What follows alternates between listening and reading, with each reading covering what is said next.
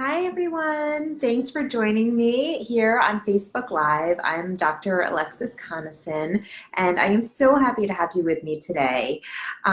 Today we're going to be talking about what I think is a really important topic, how to manage stress during the holidays. It's a popular one, and I think for good reason. But before we get started, a little bit about me. As I said, I'm Dr. Alexis Conason. I'm a clinical psychologist. I'm in private practice here in New York City. And I'm also the founder of the Anti-Diet Plan. The Anti-Diet Plan is a 6-week program based on the really powerful tools of mindfulness meditation to dramatically change how we relate to food, how we relate to our bodies, and ultimately really how we relate to ourselves. So it's all about developing a peaceful, healthy, nourishing, and most importantly, joyful relationship with food and our bodies, and trying to bring pleasure back into our lives. I think that's something that's really gotten left by this wayside in our culture, where we're just doing, going, and we hardly allow ourselves to experience pleasure. So I want to bring that back for all of you, and I hope you'll join me in the next session of the Anti-Diet Plan group, which is going to be starting mid-January, right in time for all of the New Year's resolutions hoopla. I'm really hoping that everyone will resolve this year not to go on another diet or lose weight, but make 2019 the year that you finally come to a place of peace with your body and declare truce in this war that most of us have been waging against ourselves for most of our lives.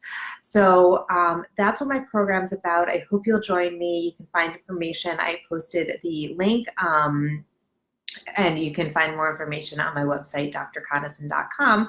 And on my website, you can also find out how to sign up for my free 30-day intro course. And that'll give you a little taste of what the Anti-Diet Plan is all about.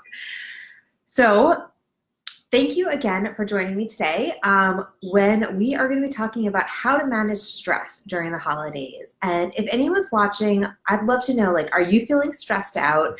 Is this time of year starting to really grate on you? Is it really starting to cause a lot of conflict and tension and stress in your life? And there's a number of reasons that this might happen. Some of the reasons that we start to feel really stressed out about around the holidays is having to deal with family that we get to avoid a lot of the rest of the year. It's a really intensive family time. We tend to have a lot of social obligations, holiday parties and dinners and nights out. And for some of us, that can be really draining and really taxing, especially for people who are more on the introverted side. That kind of social interaction just really takes a lot out of us. And there's also a lot of financial stress that can come up around the holidays. There's a lot of pressure to spend. And I think we've come to a place where we really measure kind of our success in the holidays by how much money we're spending on gifts. And I think this is especially relevant for parents, where we can get pulled into thinking that we have to give our kids more and more and more. And this is the way that they're going to be happy and feel loved and feel cared for, when, of course, you know, feeling loved and cared for has absolutely nothing to do with how much money they spend. And we can have really special, memorable holidays with very little money spent on gifts. And sometimes I actually wonder if that's a better way to be caring for our children. So, and then of course, all of the, I don't know, hoopla around food. I can't think of a better term, but there's so much chaos that goes on around our eating during the holidays. You know, on one hand, there's a lot of like kind of permission that's given to indulge, quote unquote, in special holiday foods. But then there's always this kind of demand that we should be not overindulging. And you can read all of these, you know, if you turn on like I think the morning TV shows, like the morning kind of news programs like the Today Show or Good Morning America, like those things are such a barometer for the conflicts that are rampant in our culture around food, especially around the holidays. So, you know, you can watch something like the Today Show and you're going to see one moment, you know, how to, like a cooking segment on how to make the most delicious, you know, double chocolate fudge cookies for the holidays. And then the very next moment, there's a segment about how to make sure you don't, put on too many of the holiday pounds. And they put up these absolutely asinine charts about like how many steps you have to take to work off X holiday foods. And it's all of the stuff is really destructive and encourages eating disorders and really the culture of disordered eating that is just so prevalent in our society. So those are just some of the reasons that we might be feeling stressed out around the holidays. It's also the end of the year, and a lot of people get really busy at work end of year. I know I'm going to be preparing for vacation in a few weeks, and I'm definitely feeling some pressure to get a lot done before I leave. I think a lot of people kind of are in similar boats or just feel pressure to get a lot of work in before the end of the year. So I am going to share with you a few tips on how to manage all of the stress that comes up in the holiday season. My number one tip is going to be to either develop or maintain your meditation practice. So I think meditation is one of the most powerful tools that we can use to manage our stress. And one of the reasons it's so powerful is that it allows us an observational capacity. It allows us to take a step back to realize when we're getting really wrapped up and caught up in cycles, when to even notice when we're stressed and that we need to take a pause and a moment for self-care. So I think that building that time, even though it's the time of the year that we often feel busiest and like we have the least amount of time to meditate, I really would encourage you to kind of double down on your meditation practice during this time of the year.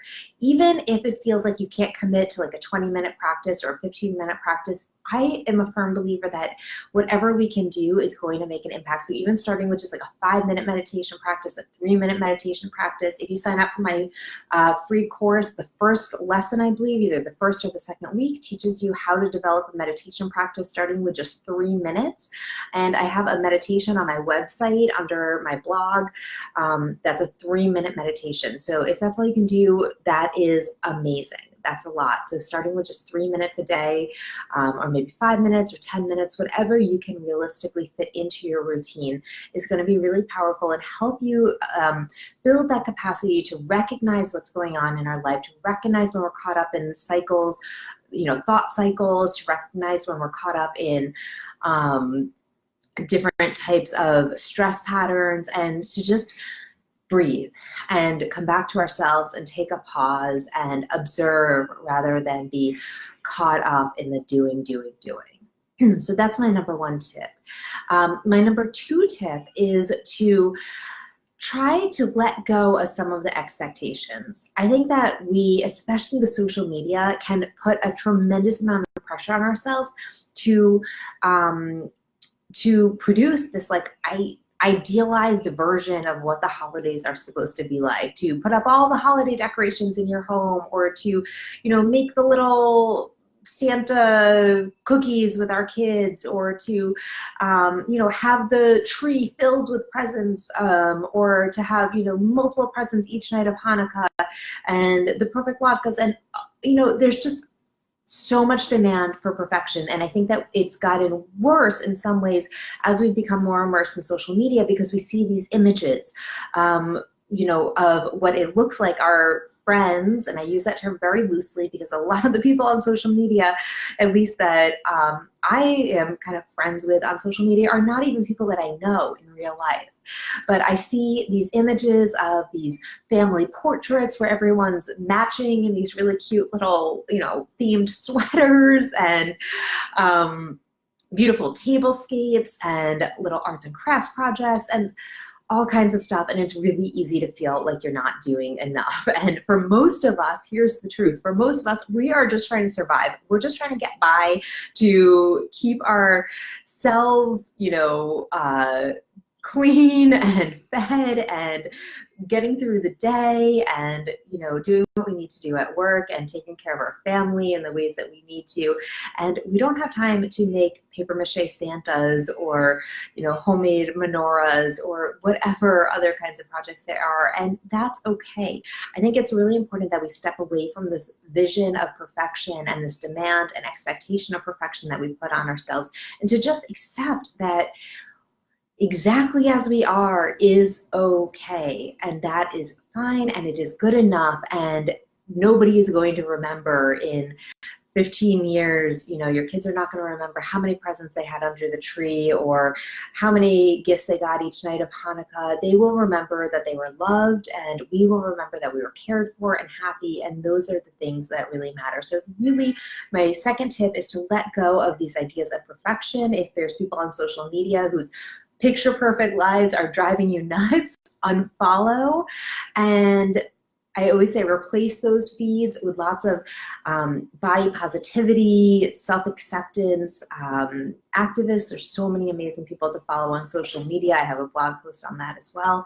And let it go. Let it go. We don't have to be perfect. We don't have to do everything. We can just be ourselves, and that is totally good enough. That's more than good enough. That's all anyone is looking for. And if they're looking for more, then they'll just have to find it somewhere else. And that's okay too. And for my third tip is going to be what I always think is one of the most important things we can do for ourselves, which is self-compassion.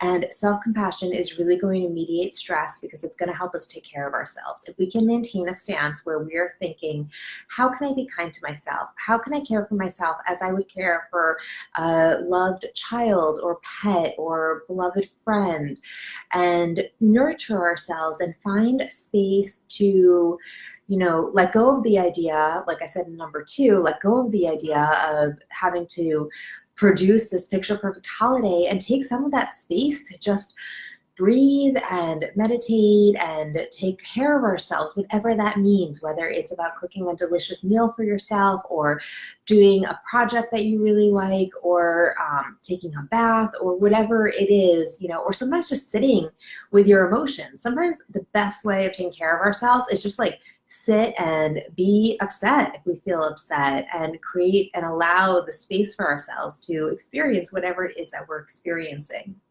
So I think that we need to be compassionate towards ourselves in order to take care of ourselves, because self-care comes from a place of self-compassion. When we hate ourselves, we do not want to take care of ourselves. We are often, and I talk a lot about this in my course, that we're often, falsely believe that being mean to ourselves is somehow going to help motivate us to be better and to change. And that doesn't work at all.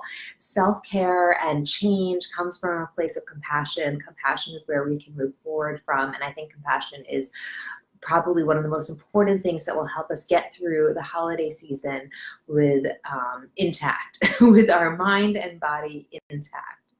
So those are 3 tips that I hope will help you manage your stress during the holiday season. I'd love to hear from you, and let me know if you're feeling stressed out, if these tips seem helpful, if you try any of them. I would love your feedback on that, how they went for you, and if you have your own tips of what you do to help manage stress during the holiday season. I think that one of the best things that we can do is just take whatever we can off our plate, and not put these demands on ourselves, and kind of prevent stress before it really heads off through, like I said, taking things off our plate, maintaining a stable meditation practice, and also caring for ourselves. Those things are not just going to help us manage stress, but it's actually going to help us prevent stress from even coming up in the first place. So thank you so much for joining me here today. I am going to do one more Facebook Live next week, and then I think we're going to be off the following week. I have to look at the calendar. And then we are going to be getting into New Year's and talking all about how to develop a mindful eating practice in the new year. And the best way to do that, I believe, is with my program, the Anti-Diet Plan, that's going to be launching mid-January. I really hope 2019 is the year that you commit to taking the best care of you as possible and working towards accepting ourselves exactly as we are right now. We don't need to change. There doesn't have to be a new year, new you, as we're told in all of the magazines, but we can have new year, same you, new way of thinking about you. I think that's what we're really aiming for. And I hope that's what you'll get from my program, the Anti-Diet Plan. So I look forward to seeing everyone here next week. Any questions, feel free to email me, or if you have ideas for another topic that you'd like to hear about on Facebook Live, please feel free to reach out, info@drconison.com. You can find more information about me on my website, www.drconison.com. You can find me on social media, Instagram at the Anti-Diet Plan, Twitter at Coniston Psy.D, and Facebook, Alexis Coniston Psy.D. I am so excited to connect with you, and I look forward to making more connections, and I hope to see everyone here next week. Take care. Have a good one.